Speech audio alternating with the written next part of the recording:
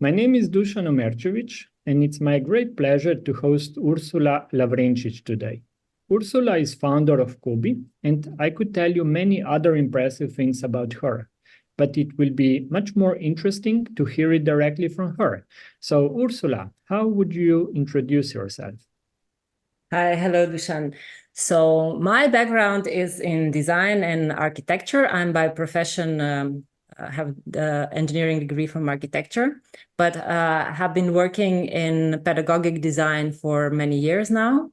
I also have dedicated part of my career to arts. I wouldn't call myself a full-blooded artist, but I love arts and I love doing projects out of my own interest. And this career has led me to many interesting places. And eventually I found my spot doing KOBI.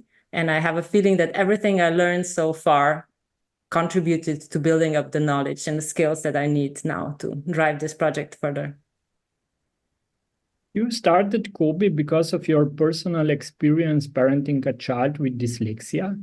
What are some of your key memories of being a parent of a dyslexic child? Yes. So the whole story indeed started because my oldest daughter faced some unexpected struggles when she went to school. And yeah, indeed, I have a memory when it was one of the first parent-teacher meetings.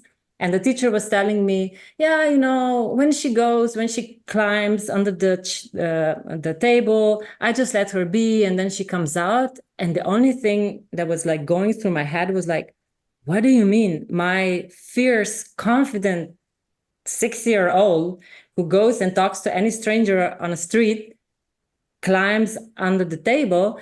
And I understood that something very profound is happening to her in that environment. And then from there, it became clear that stuff that they were learning at school were just like extremely, extremely challenging for her, and that she needed, let's say, a special kind of teaching methods that helped her how to progress. And then because there was nothing really out there, I started inventing them myself behind our kitchen table.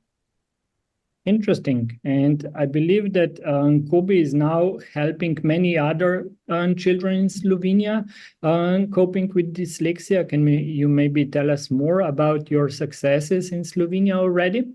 Yeah. So after my daughter went through the first very difficult years, I thought that these ideas that I developed are really good for other parents to use, and there was nothing really out there. And this took form in founding a team and starting developing a digital product, because these kind of methodologies are really great for, they can replace a lot of manual work. And a lot of parents started using KOBI to mainly help their children overcome the struggles and this resentment with reading, which is a great problem. But eventually the Ministry of Education of Slovenia also recognized the quality of the project, and they supported us. Just recently, we rolled out a version to all Slovenian schools, to general classroom. And what I'm really happy about is that the tool that is designed specifically to help a struggling population that is 10-20% of children is now available to everybody, because the process of learning is the same for everybody and everybody can benefit. But the ones who need it, for sure, they can get it. So, yeah. My mother was a primary school teacher, and she spent 35 years teaching children how to read. Over those 45 years, I don't remember her adopting or advocating any advanced technology. What's your experience with bringing high-tech to education process, and should we do it at all? After all, children have been learning to read in public schools for hundreds of years. Yeah, that's a really good question. And education is an old system and a lot of thought has been put into how these processes happen. But I think there is still plenty of room for improvement, that there are parts of the process that can really be almost automated, like crude repetition, stuff that we know our brain needs repetition in order to retain. These are things that are, technology is indefinitely patient and you can practice. There is a lot of segments that we can use technology for, but there are also segments where teacher cannot be replaced. We know that human brain learns the best from another human telling a story, essentially. So it's not, one solution fits all. It's really very granular. So KOBI is focused on helping children with dyslexia, but also many non-dyslexic children struggle with reading. What's your experience there? Yeah, you have a child that doesn't know how to read, and then you have a child that knows how to read. And in between, there is a problem.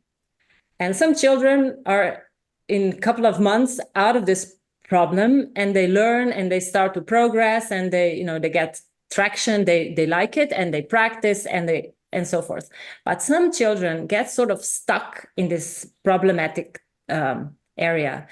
But the steps that they need to go in order to get from hearing the sounds of words and then understanding how they connect to letters and how you combine those letters into words and how that anchors in the brain again so that you can look at the word and hear it in your brain. These steps are essentially the same for every brain. So if you develop a technique that helps kids who struggle, this technique, the same technique, can also be used for any other child. It's maybe just they don't need it because they don't really, they're fast enough without any special help. So this could potentially make learning to read faster for regular children, so children with non-dyslexic children. Yeah, I think the main benefit lies that children nowadays have a lot of opportunities to learn all kind of stuff and spend their time on all kind of things. And maybe learning to read is not on their priority list. So you can use KOBI to make sure that they find interest in and help them get motivation to go through this process. This is a process that takes essentially 3 years. It's a really long process to come from the beginning to the mastery, and even hardly you could call it really full mastery after 3 years. So any child that is not very motivated, maybe dyslexia is not even on the table, but it's not very motivated, you can use this kind of tools, you can use technology, you can use KOBI to help them progress, track their own progress, develop metacognition to understand how they learn, and all those kind of skills. I believe there is a very solid science behind KOBI, correct? Yes. So we are founded in this theory that reading basically develops on 2 strains. It's called a reading rope. You have to have a good understanding of language, and then you have to have a good skill of recognizing words. And then when these 2 things come together, you can read connected text and extract ideas, extract meaning from it. You have to have both. So what we build is a tool that teaches very systematically the child word recognition in the context of the connected text of the story. So it helps them continuously develop their comprehension skills as well. And we will also be integrating like a very innovative ways of supporting this development of comprehension, which is also a problem. And it is sort of difficult to teach in any setting that is not one-on-one. So I could talk about this for hours, but I think, Dusan, you have other questions for me. Yeah, I'm hearing that you were recently recognized by OpenAI as one of the 3 winners of their inaugural OpenAI Learning Impact Prize. And OpenAI being behind ChatGPT, this must be a very important milestone for you as you are about to also enter USA. Yes, it's hard, mind-blowing for us.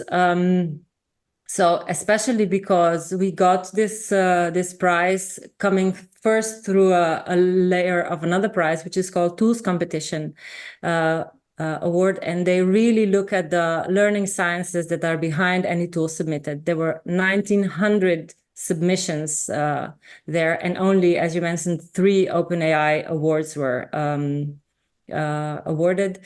Rigorous selection.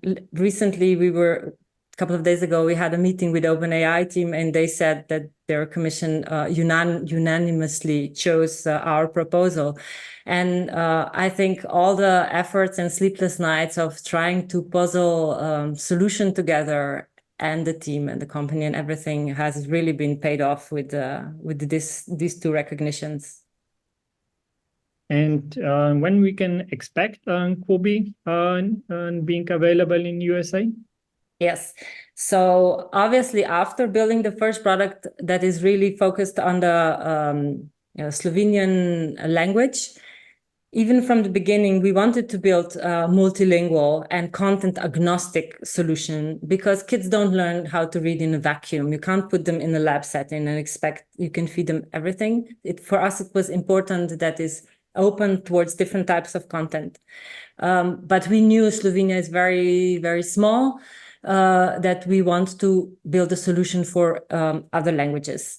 So we started building relationships in US. We have a researcher, Kripa Sundar, helping us. She's from California. We've been part of Edino Pre-Accelerator program, which is by Learn Launch from Boston. So we've been building this relationship with US for quite a while. Came up with a solution that is really specifically made for English. We build our proprietary components of the product, and in October, everything is together and tested and running, and it will be launched, because October is Dyslexia Awareness Month.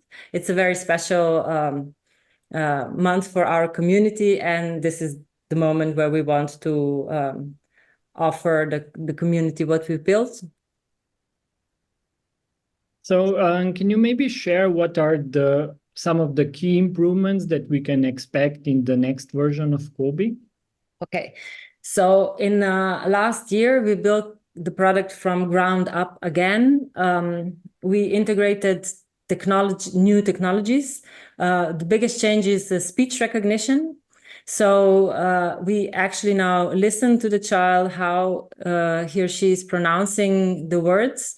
I have to add that because I think it is super important. We have on-device speech recognition that not only hears how specific parts of the word, specific phonemes are pronounced, but does all the work on the device. So that means that the voice of the child never leaves, never goes into the cloud.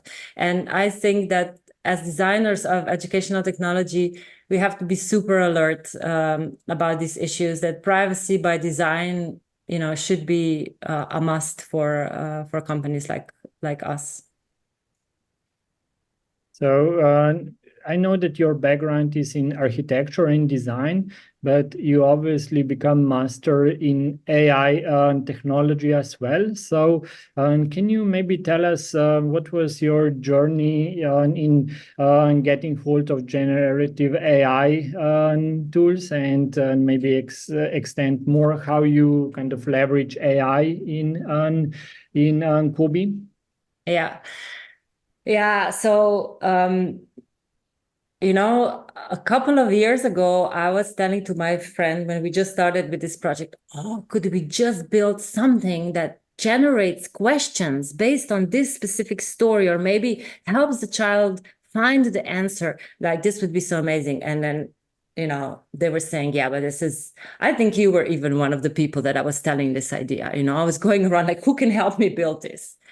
And obviously, I became a OpenAI beta tester. Like, I had access to that, and I was really looking: is this technology gonna get there? Is this gonna be possible? But at the same time, I was not so much of our thought was going into how to technically build AI. It was about this layer, about an interface between a child who is still maturing brain and this super powerful machine that can do very human-like stuff. So a lot of our thought is going into how you show the child that he's actually operating this technology, that he can and actually must and should take a response in it. Like he can take a decision. I like this. I don't like this. Is terrible. This is good. That not everything, that we're not just like putting everything on them and then they just have to take in. So really taking it, from a perspective of a parent, first as a parent, like, would I want my child to consume this?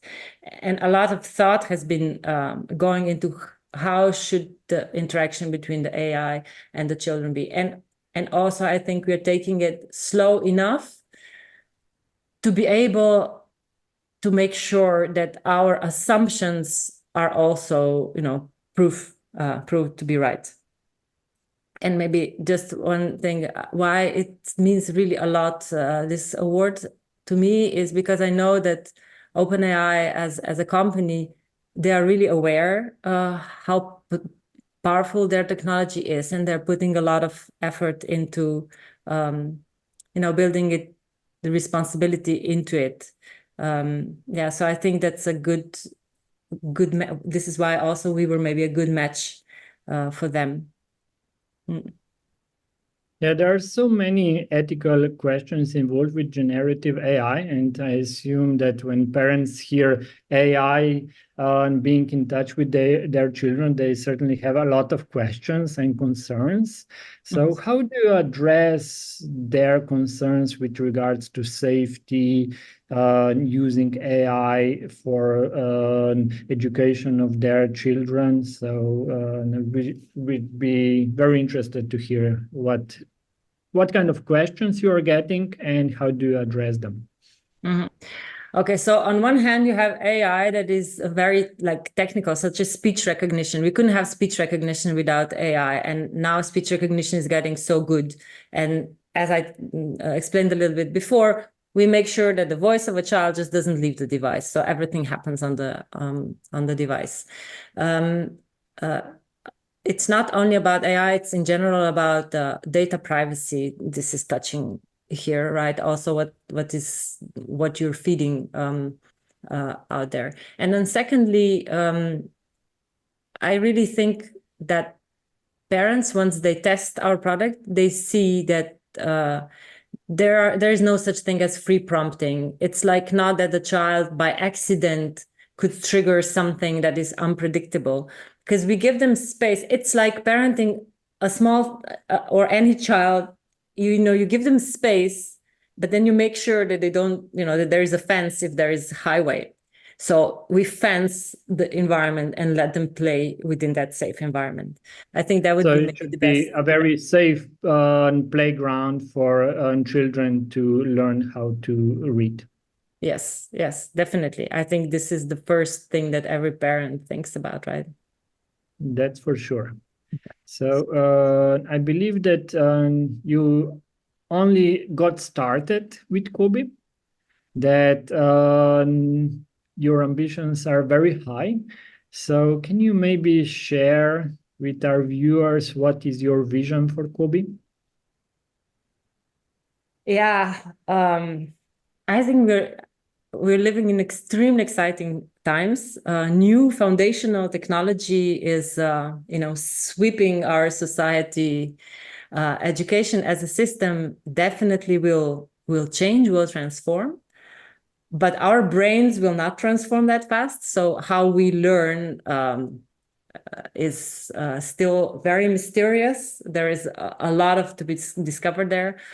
And the way I believe that the educational system will change is that will go more towards human delivered relationships and physical space where kids will get together in order to learn, but the technology will be used in order to enhance that learning as a tool of a teacher or a parent, for that matter, to expedite certain repetitive tasks maybe, or entertain them. So I really see I hope that we will have the opportunity to put all of our ideas into product and keep on developing and learn as we go. And I think sky is the limit. The needs are real and are there. Yeah, the data about how many 10-year-olds around the world are not able to read a couple of sentences is really pretty scary. So I think if we manage to build a good tool that really works, that has educational outcomes, which are the thing that you have to continuously measure and be very realistic and pragmatic about. Yeah, I have a good trust in the team, but also all the people, the funders that are gathering in this project. I think we will do good stuff. So basically taking the best of both worlds. So continue to have very strong personal interactions when learning, whilst being supported by latest technology to improve the process. Is that approximately correct? Yes, I think you summarized it really well. Yeah. Thank you very much, Ursula. It was a very inspiring conversation. I wish you a very successful launch in USA. And it's my hope that KOBI will help even more dyslexic children learn to read. So thank you very much and all the best. Thank you. Thank you, Dusan. Bye.